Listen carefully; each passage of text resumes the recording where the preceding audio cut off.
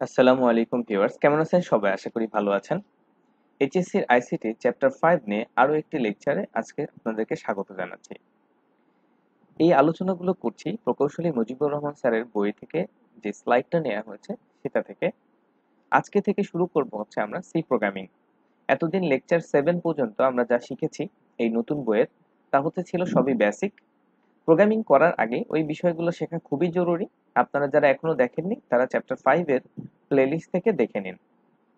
ডেসক্রিপশনে লিংক দেওয়া আছে এবং আমার চ্যানেলের প্লেলিস্ট থেকে দেখতে পারবেন। চলুন তাহলে আজকে কি এই মূলত চ্যাপ্টার 5 এর এই লাস্টের দিকে সি প্রোগ্রামিং এ আমরা কি শিখবো সেটা সম্পর্কে জানবো। এরপরে জানবো যে আজকে আমরা কি শিখবো। এটা যেটা জানছি যে চ্যাপ্টারে সি প্রোগ্রামিং এ আমরা কি শিখবো। এক নম্বর হচ্ছে সি প্রোগ্রামিং ভাষা সম্পর্কে জানতে পারবো। সি প্রোগ্রামিং ভাষা ব্যবহার করে প্রোগ্রাম প্রস্তুত করতে পারবো। সি প্রোগ্রাম রান করতে পারবো। সি প্রোগ্রামে লুপের ব্যবহার করতে পারবো। সি প্রোগ্রামে অ্যারের ব্যবহার করতে পারবো। সি প্রোগ্রামে ফাংশনের ব্যবহার করতে পারবো এবং সি প্রোগ্রাম ব্যবহার করে সমস্যা সমাধান করতে পারবো।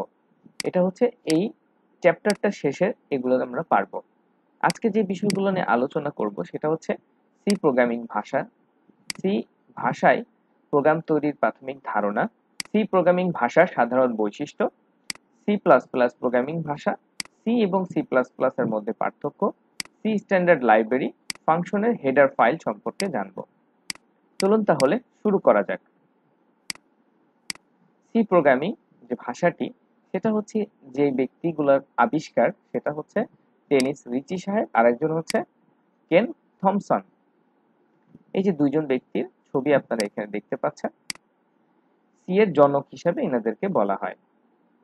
সি কে মধ্যবর্তী কম্পিউটার ভাষা হিসেবে আখ্যায়িত করা হয়, কারণ সি দিয়ে ইচ্ছে মতো হার্ডওয়্যার নিয়ন্ত্রণ করা প্রোগ্রাম তৈরি করা যায় এবং এইসব প্রোগ্রামগুলি বেশ নমনীয় বা ফ্লেক্সিবল হয়ে থাকে, যার কারণে প্রোগ্রামাররা প্রথমে সি প্রোগ্রামিং শিখে থাকে। আমরাও তাই করব। সি এর ডেটা বা উপাত্তগুলি বিভিন্ন ধরনের হলেও ডেটা টাইপগুলি রূপান্তর ও মিশ্রণ খুবই সহজ। এছাড়া বিট বা বাইনারি ডিজিট পর্যায়ে এবং কম্পিউটার অ্যাড্রেস ও ডেটা বাইট 8 বিটে কি হয় 1 বাইট হয় নিয়ে ইচ্ছামতো ব্যবহার ও সংরক্ষণ মানে রিড রাইট করা যায়, যা একে অ্যাসেম্বল ল্যাঙ্গুয়েজের সমস্ত সুবিধা ব্যবহার করার সুযোগ এনে দিয়েছে। এই সকল সুবিধার কারণে এখনো সি প্রোগ্রামিং ভাষা প্রচলিত আছে। অপারেটিং সিস্টেম ডেভেলপমেন্টের জন্য সি প্রোগ্রামিংটাই ব্যবহার করে থাকে বেশিরভাগ। আচ্ছা, সি ভাষার প্রোগ্রাম তৈরির প্রাথমিক ধারণা। সি ভাষায় প্রোগ্রাম তৈরি করার জন্য সাধারণত কয়েকটি অংশ প্রয়োজন। এরা হলো একটি প্রোগ্রাম উন্নয়ন পরিবেশ, ভাষা, সি স্ট্যান্ডার্ড লাইব্রেরি। সি ভাষায় প্রোগ্রাম উন্নয়নের জন্য রয়েছে সুন্দর পরিবেশ। এতে বিট, বাইট, মেমোরি অ্যাড্রেস এবং ডেটা টাইপ ইত্যাদি নিয়ে স্বাধীনভাবে কাজ করা যায়। সি ভাষা এক বা একাধিক ভাষার বা এক বা একাধিক ফাংশনের সমন্বয়ে গঠিত। এক বা একাধিক সি ভাষাটা কি এক বা একাধিক ফাংশনের সমন্বয়ে গঠিত। যেমন সি প্রোগ্রামের শুরুতেই মেইন ফাংশনটি ব্যবহৃত হয়। সি ভাষায় লাইব্রেরি ফাংশন, ব্রাঞ্চিং স্টেটমেন্ট ও কন্ট্রোল স্টেটমেন্টের যথেষ্ট সুবিধা রয়েছে। সি ভাষায় লিখিত এক মেশিনের প্রোগ্রাম অন্য মেশিনে চালানো যায়। তাহলে আমরা মূলত কি বুঝলাম? একটা হচ্ছে যে একটি প্রোগ্রাম উন্নয়ন পরিবেশ, ভাষা এবং সি স্ট্যান্ডার্ড লাইব্রেরি লাগবে। আর সি ভাষার সুবিধা কি? এক অথবা একাধিক ফাংশনের সমন্বয় থাকে, মানে অনেক অনেক ফাংশন আপনি লিখে আপনি মেইন ফাংশন থেকে সেগুলোকে কল করে করে ব্যবহার করতে পারবেন, এটা বলা হয়েছে। এছাড়াও কি সি ফাংশনের লাইব্রেরি আছে, ব্রাঞ্চিং স্টেটমেন্ট এবং কন্ট্রোল স্টেটমেন্টের যথেষ্ট সুবিধা রয়েছে এবং সি ভাষা লিখিত এক মেশিনের প্রোগ্রাম অন্য মেশিনে ব্যবহার করা যায়। সি প্রোগ্রামিং ভাষার সাধারণ বৈশিষ্ট্য সম্পর্কে এবার আমরা জানব। ডেটা বৈচিত্র্য এবং শক্তিশালী অপারেটর থাকার কারণে সি ভাষা লিখিত প্রোগ্রাম কার্যকর এবং দ্রুত। সি ভাষায় লিখিত প্রোগ্রাম এক কম্পিউটার থেকে অন্য কম্পিউটারে খুব সহজেই স্থানান্তর করা যায়, কারণ এটি যে কোনো হার্ডওয়্যারে সহজেই খাপ খাওয়াতে পারে। সি ভাষা নিজেকে বর্ধিত করার ক্ষমতা রাখে।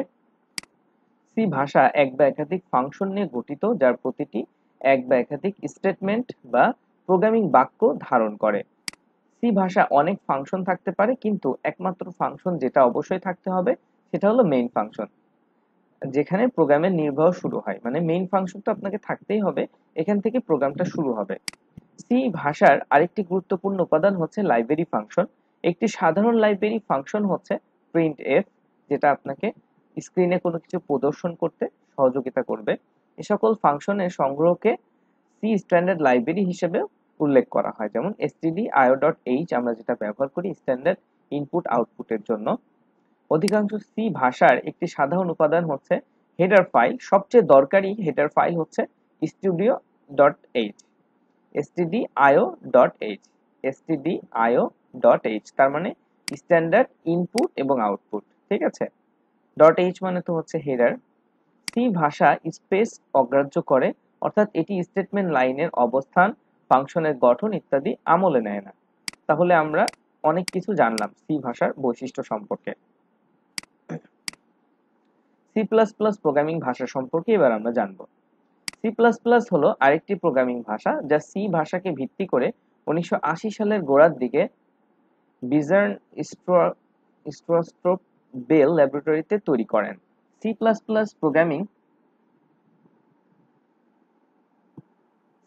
প্লাস প্রোগ্রামিং ভাষাকে সি প্রোগ্রামিং ভাষার সুপারসেট বা বর্ধিত রূপ বলা হয়, যাতে অবজেক্ট ওরিয়েন্টেড বৈশিষ্ট্য সন্নিবেশিত করা হয়েছে। সি প্রোগ্রামিং ভাষা রচিত program C plus plus programming ভাষার পরিবেশে চালানো যায়। সেটা হচ্ছে, দেখুন, সি প্রোগ্রামিং ভাষা প্লাস অবজেক্ট ওরিয়েন্টেড, এই দুটাকে যুক্ত করে সি প্লাস প্লাস ল্যাঙ্গুয়েজ আছে। এটাও বেল ল্যাবরেটরিতে 1980 সালে এটা তৈরি করা হয়, এই ল্যাঙ্গুয়েজটি।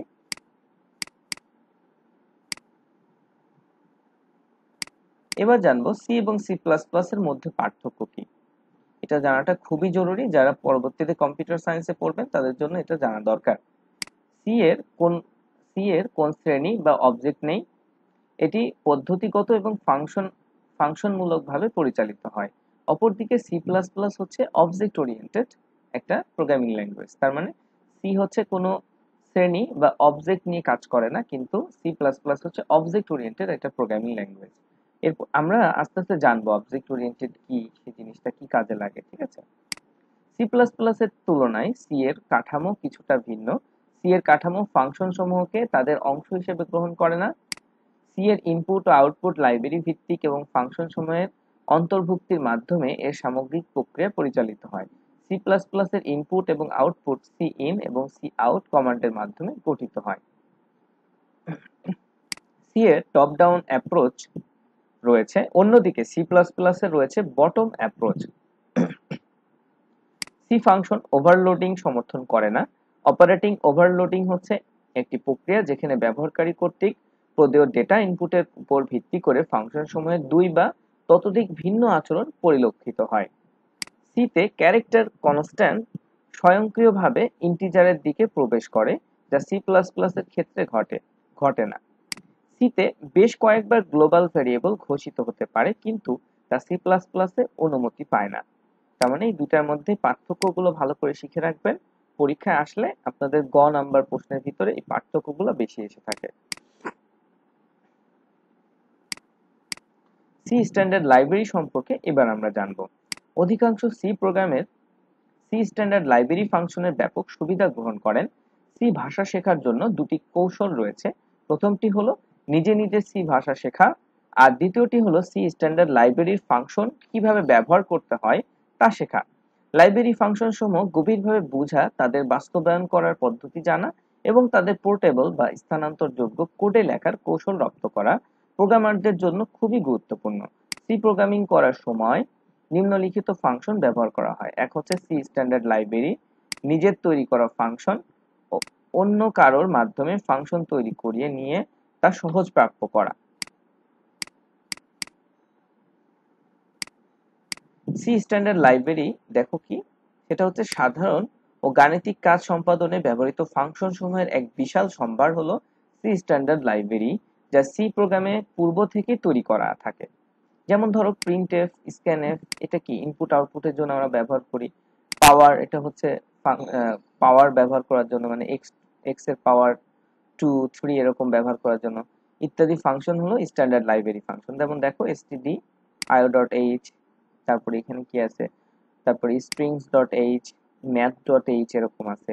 ঠিক আছে, নিজেই ফাংশন তৈরির সুবিধা হলো ফাংশন কিভাবে কাজ করে তা জানা যায় এতে নিজেই সি কোড পরীক্ষা করার সক্ষমতা অর্জন করা যায়। তবে অসুবিধা হলো এই যে নতুন ফাংশন ডিজাইন এবং উন্নয়নে বেশি সময় ব্যয় হয়। তাহলে আমরা সি এর স্ট্যান্ডার্ড লাইব্রেরি সম্পর্কে জানলাম। এবার আমরা জানবো ফাংশনের হেডার ফাইল সেই জিনিসটা কি। প্রত্যেক স্ট্যান্ডার্ড লাইব্রেরির যে ফাইল সমূহ ওই লাইব্রেরির সকল ফাংশনের জন্য ফাংশন প্রোটোটাইপ ধারণ করে সেই ফাইলগুলোকে হেডার ফাইল বলা হয়।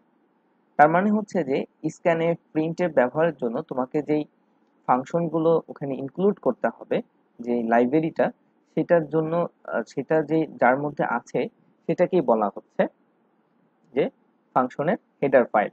ঠিক আছে, মেইনের উপরে এটা ইনক্লুড করতে হয়। সি প্রোগ্রামে কম্পাইলারের সাথে সরবরাহকৃত বিভিন্ন ফাইলে স্ট্যান্ডার্ড লাইব্রেরি ফাংশনের তথ্যসমূহ পাওয়া যায়। এই সকল ফাইলে .h এক্সটেনশন আর #include প্রিপ্রসেসর ডাইরেক্টিভ ব্যবহার করে এই সকল ফাইল প্রোগ্রামে অন্তর্ভুক্ত করা হয়। সর্বাধিক ব্যবহৃত হেডার ফাইল হচ্ছে stdio.h। যে ডাইরেক্টিভ এই ফাইলকে অন্তর্ভুক্ত করে তা হলো #include stdio.h। এটা কি #include ডাইরেক্টিভ সেমিকোলনের মাধ্যমে শেষ হয় নাই। এর কারণ হচ্ছে #include সি কিওয়ার্ড নয়, যা একটি স্টেটমেন্ট বা প্রোগ্রামিং বাক্য সংজ্ঞায়িত করতে পারে, বরং এটি নিজেই সি কম্পাইলারে একটি ইনস্ট্রাকশন বা নির্দেশিকা হিসেবে কাজ করে। এখানে আমরা এটা কেন ব্যবহার করলাম না, এটা এখানে বলা হয়েছে যে #include কি করে, এটা সেমিকোলনের মাধ্যমে শেষ হয় না। এর কারণ হচ্ছে এই যে এখান থেকে লেখা আছে সি কিওয়ার্ড, এই যে #include এটা হচ্ছে সি তে কিওয়ার্ড নয়, যা একটি স্টেটমেন্ট বা প্রোগ্রামিং বাক্য সংজ্ঞায়িত করতে পারে, বরং এটি নিজেই সি কম্পাইলারের একটি ইনস্ট্রাকশন বা নির্দেশিকা হিসেবে কাজ করে। সে সরাসরি সি কম্পাইলারকে ইনস্ট্রাকশনটা দিয়ে দিতে পারে, যার কারণে এখানে সেমিকোলন ইউজ করা হয়নি। এবার আসো আমরা জানি যে ফাংশনের হেডার ফাইল সম্পর্কে। কিছু স্ট্যান্ডার্ড লাইব্রেরি ফাংশন ও তা ব্যবহারের জন্য প্রয়োজনীয় হেডার ফাইলের তালিকা আমরা এখানে দেখব। এটা হচ্ছে ফাংশনের নাম থাকবে এখানে, সিনট্যাক্স ও ব্যবহারের উদাহরণ এবং হেডার ফাইলের নাম থাকবে। দেখো প্রিন্টএফ স্ক্যানএফ এটা ব্যবহার করতে হলে আমরা stdio.h এই হেডার ফাইলটা আমরা ব্যবহার করব। এটা আমাদেরকে ইনপুট এবং আউটপুট দেখাতে সহযোগিতা করবে। এখানে একটা ব্যবহার করে দেখানো হয়েছে, দেখো এখানে ব্যবহার করা হয়েছে, এটা স্ক্যানএফ ব্যবহার করা হয়েছে, এই যে ইনপুট নেওয়ার কাজটা এখানে করা হয়েছে। ঠিক আছে, গেটস এটা ব্যবহারের জন্য এই একই লাইব্রেরি ফাংশন গেটস, এটাও তাই। দেখো এখানে ইনপুট নেয়ার জন্য এবং আউটপুট দেওয়ার জন্য যে ফাংশন আমরা বেশি ব্যবহার করি স্ক্যানএফ প্রিন্টএফ। এছাড়াও কি আছে যে গেটস, এটা দিয়ে কি করা হয়, এটা দিয়ে তোমরা হচ্ছে যে কোনো স্ট্রিং কে ইনপুট নিতে পারবে। এটা দিয়েও তাই, এটা দিয়েও তাই। ঠিক আছে, একটা হচ্ছে যে যত সময় না একটা একটা করে ক্যারেক্টার নিবে, আর একটা হচ্ছে যে সম্পূর্ণ স্ট্রিংটা নিবে। এইটার ক্ষেত্রে দেখো stdio.h এই পাবা, এটা এখানে দেয়া আছে conio.h। ঠিক আছে, তো যাই হোক এই লাইব্রেরি ফাংশনগুলো তোমরা ব্যবহার করবে তোমাদের প্রোগ্রামের সুবিধার জন্য। এবার আসো ফাংশনের হেডার ফাইলে আরো কিছু বিষয় জানি, যেমন স্কোয়ার করতে হয় না আমাদের, sqrt এই ফাংশনটা ব্যবহার করবা স্কোয়ার রুটের জন্য। math.h এই হেডার ফাইলটা ইনক্লুড করে নিবা। পাওয়ার ব্যবহার করার জন্য math.h। ম্যাথমেটিক্যাল কোনো অপারেশনের জন্য আমরা হচ্ছে এই math.h ব্যবহার করি। যেমন দেখো এই যে এখানে বলা হয়েছে যে 2 এর পাওয়ার 3, 2 এর পাওয়ার 3, যদি আমরা এখানে x দিতাম x এর পাওয়ার 3 এটা বোঝাতো। sqrt স্কোয়ার রুট, তার মানে হচ্ছে sqrt লিখে যদি তুমি 20 এটা দিয়ে দাও তাহলে এটাকে স্কোয়ার রুট করে দিবে। ঠিক আছে, ফ্লটের কারণে এখানে দশমিক শূন্য দেওয়া হয়েছে। আচ্ছা, স্ট্রিং এই হেডার ফাইলটার মধ্যে কি কি কাজ করব আমরা, strcpy, তারপরে strcat একটা হচ্ছে যে স্ট্রিং কপি করা, তারপরে স্ট্রিং কে কনক্যাটেনেশন করা, আর একটা হচ্ছে strcmp কম্পেয়ার করা, আর abs মানে হচ্ছে অ্যাবসলিউট ভ্যালু, এটার জন্য stdlib.h। তাহলে আমরা কোন লাইব্রেরি ফাংশনগুলো ব্যবহার করব এটা আমরা গুগলেও সার্চ করে দেখে নিতে পারি।